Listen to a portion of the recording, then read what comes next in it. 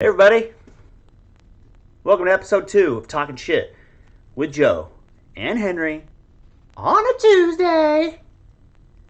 Before we get into it, cheers to the 4th of July. Hope everybody had a great weekend. Bringing out my virgin rum and coke. Yes, I had a great 4th of July. I woke up today so sober. I didn't drink last night on 4th of July for the first time in pretty much my adult life. And somehow I woke up feeling more tired and achy than I did. Than I remember feeling those previous years. Now that could be because I worked out that morning and then I swam. Then we went to a baseball game. I just was worn out, I think, maybe. That's what happens when you get old. You also start liking fanny packs, I found out is a condition of being my age. I see a fanny pack now, and I'm like, shit, that's functional. Anyways, no, I might get a fanny pack. It just holds everything, you know what I mean? And I don't have to worry about it. It's like the cargo shorts of our generation.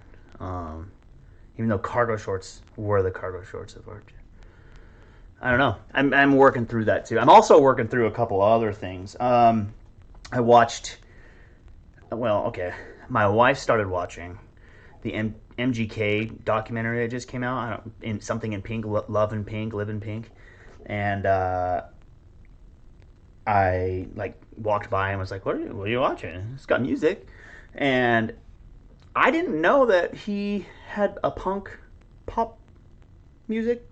Like, I didn't know that Eminem roasted him so bad that he like switched genres. I just thought he started dating Megan Fox. I was like, oh, dope. That's what happens when you get roasted by Eminem is you date Megan Fox. Well, guess not. You just start a new genre and just like up your drug intake. I mean, it's actually not bad music. I mean, Blink 182 was pretty popular when I was a kid / high school time frame, and so I started calling him Blink 183 because it's not bad music. I mean, I listened to it. It's kind of like emo-y, but we're all here to talk about it. So, yeah. So there's just some things you got to work through, you know, in life is getting to a point in your age where you're sober but still sore. You like fanny packs, and MGK isn't that bad, you know. And his lyrics, you can kind of like, you just kind of can internalize a little. You're like, that's kind. I feel like that. Kinda. It's like when I used to listen to John Mayer. I still do. He's my favorite artist, but my body's no longer a wonderland. So. Something exciting. A couple of things. Got a new microphone. Pointing at it. You guys can't see it because I got it right here. If you saw my last video I did with my son, he really wanted to get onto a video, so I said, let's get it, dude. And we just kind of rat-a-tat-tatted through it. And so we got this microphone. Hopefully it's working well. I guess we'll find out in editing. And then I also got this camera. It's not my Surface Pro camera. It's a little better, and I don't look good in normal person, so but like this camera makes it look all right. So, yeah, the channel's coming along. I found this new what's it called, editing thing called OBS. Been watching videos on it. It's like I'm becoming a real person. I'm a real boy, and yeah, it's actually kind of fun. So I'm going to try to set up a couple of different things. But this time I put my flag in the back and I'm laying on one of those Papillon chairs, or whatever they're called. So that's a couple of things I'm excited about. The camera, this, and and the microphone. And I'm not trying to brag or anything. But before I came on here, I had hella enchiladas. Yep, I'm full. I'm up to here. Those fudging enchiladas. It was Christina. Well, so Christina's my wife's hot friend. They've been friends for I don't know, 16 years or whatever. And she's one of the loudest people you'll ever meet.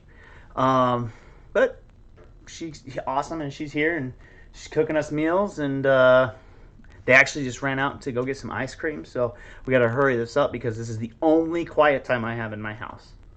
Only quiet time in my house. Everybody's loud, and I'm assuming that's my fault because I'm a loud person too. So yeah, that's the big stuff in my life. You know what I mean? I'm aging. I got some microphones and stuff, and I ate hella enchiladas. And oh, and my new hat. Went to a baseball game. And this is the MLB's version of like July 4th hats, and this is the Arkansas Travelers AA team, and these hats are so sick. Right now I'm watching the Yankees-Pirates game, and the Yankees got the blue one. I might buy one, but who knows? I'm addicted to minor league baseball team hats because I think they're super dope. So it's my cross to bear. Couple of things I want to talk about though. Just I know this is just kind of talking shit. It is my card podcast or my card YouTube, so I gotta talk about a couple of like sports related things. I found out that people talk shit about Shohei Ohtani. Is that real? Listen. The most I ever watched, there's a couple of times in my life I've watched baseball. 1998 when everybody was hitting home runs and juicing, okay? I say bring it all back. Let them all juice. It'd be freaking awesome, all right? 1998. 2007, 8, 9 was when I was like claiming I was a Yankees fan, but I didn't give a shit about baseball, but I was just watching Yankees. And then they won a World Series. It's the only team I pay attention to besides the Padres. So whatever. I picked Aaron Judge to win the MVP, so hopefully he does. For him, I guess that isn't gonna do anything good for me. I do have a couple of cards of his that I picked up. Actually, I just got one. Where'd it go? It's over there somewhere. I just picked one up the other day. It was really cool looking.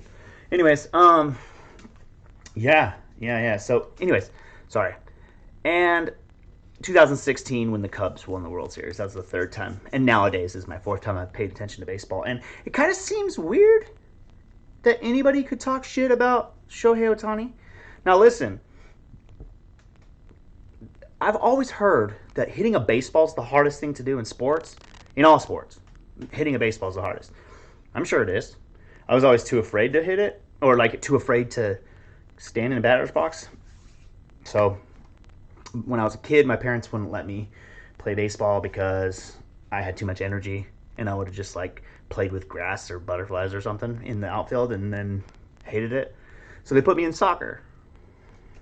Logical. Then when I got old enough to choose, all my friends and everybody was like super good at it. So I went to one batting practice in my sophomore year, I think it was. And that ball was going way too fast. And I'm too big of a pussy. So wasn't something I could have ever done, hit a baseball. So anyways, so he's really good at that. He's pretty freaking good at it. Didn't he have like 46 home runs or something last year? Crazy, right? He won MVP. He had a historic season from what they say. The only other person to do it was that fat pudgy dude from like the 30s. Babe something. So you got the Shohei Ohtani guy hitting really well. And then he pitches. And then he's on the shitty team. So I get all that.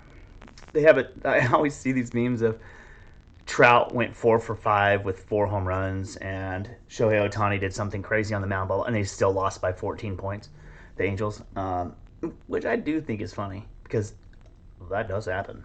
I just don't. Anyways, people on the Cards forums, people legitimately talk shit about Shohei Ohtani. Take the baseball stuff aside. He's a good pitcher, and he's a good hitter.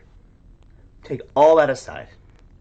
He seems like the most genuinely nice person. There's this video floating around of him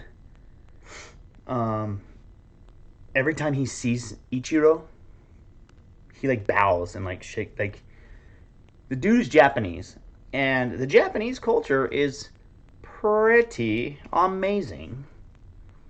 And so we got this really nice Japanese dude who's hella good at sport, or this his sport, baseball, who just a pleasant guy.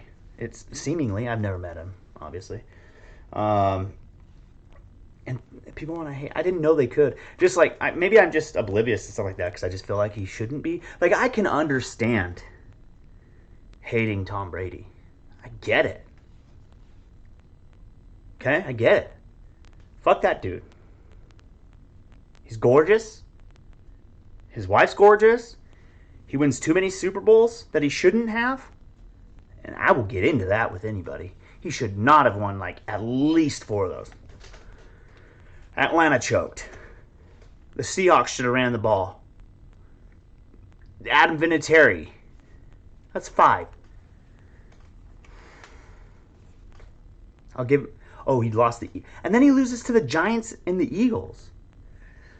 The Rams won.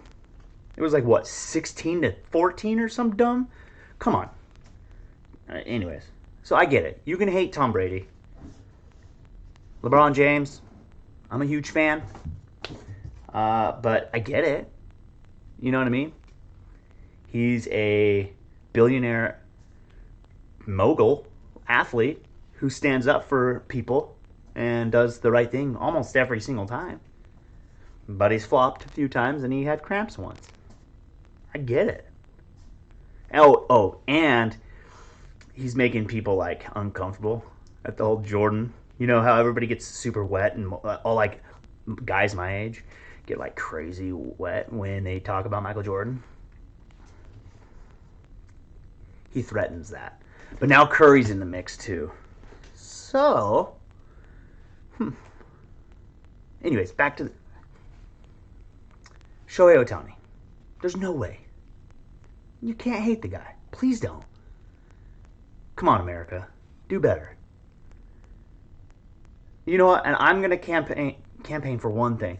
Don't hate Shohei Ohtani. Hate Kevin Durant and Kyrie Irving. You have to.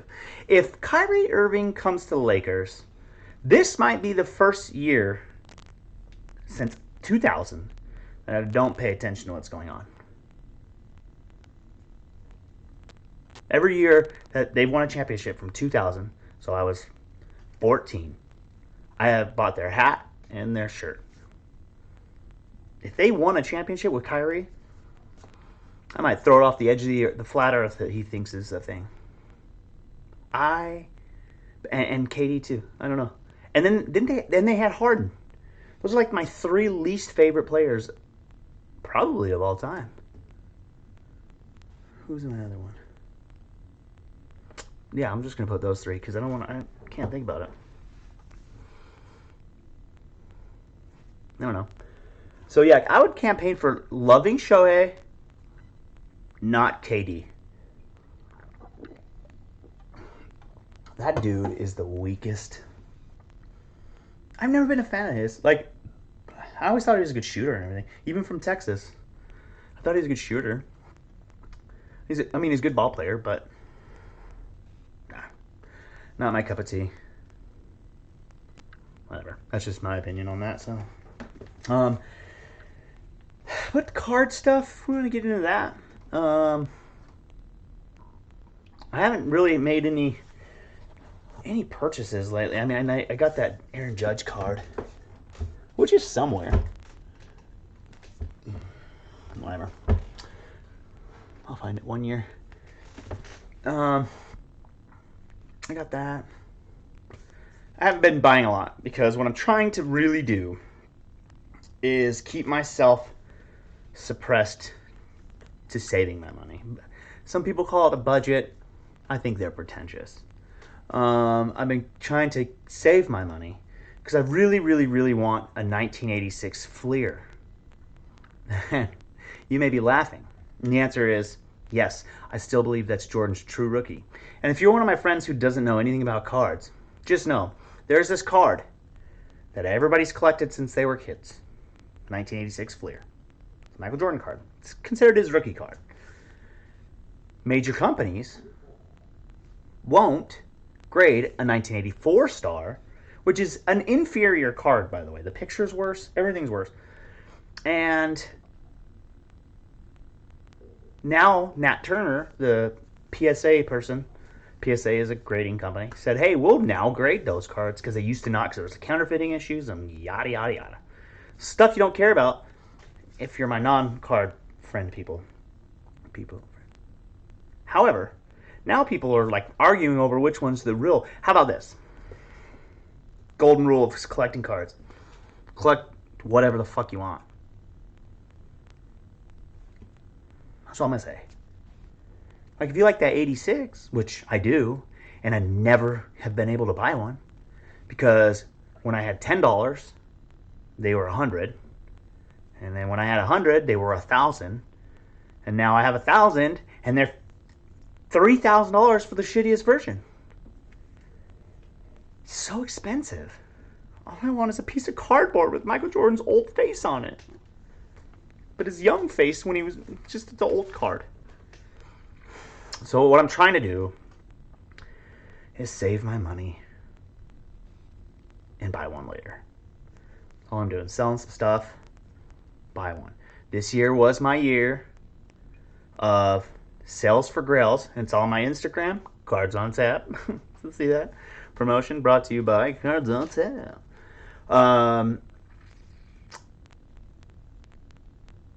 I've been wanting to buy a couple of grail cards. One of them. Actually, I got two of them, and then I added one to my list, the Jackie Robinson card. So technically 3. I still need a Kobe auto, maybe a Ken Griffey Jr. auto. I think that's on there too. So I got a lot of cards I want. So I'm trying to stay focused and buy this one card. So I haven't been buying a lot of cards lately, which may change if I see Prism or Top Series 2 in stores. Probably won't. But, so that's what I'm trying to do. So I don't have a lot of card stuff to talk about. I do have a couple of things I'm going to be posting this week. I want to teach people about, again, I'm the, I like to consider myself the, I am the average Joe of card collecting. But I'm also the everyman. Because I'm on these, like I said in the last one, I'm on these forums, I'm on these things, watching people talk shit about everything. Like, it's a pretty fun hobby. And it's a pretty easy hobby to navigate. And I like to navigate it. I like to know sets, and I like to know all that stuff. So I'm going to start posting stuff on there. I had some people reach out to me for my last video. And a couple people said thanks for the videos. I had people, my friends I hadn't talked to in a couple years, reach out to me and say, "Hey, I got these cards. Are they worth anything?" So I got some ideas to, bring some not only entertainment but maybe some information to people that are maybe new to the hobby, because I was once new to the hobby and I just had to kind of work through it myself. I'm not like 50 years in or anything. You know what I mean? But I'm just a guy that likes collecting cards and talking shit. So I really appreciate you guys hanging out. I gotta go. I have a feeling they're gonna come home with the ice cream anytime soon. So it's going to get loud. And yeah. So thanks again. Henry and I appreciate you. And we'll see you next Tuesday.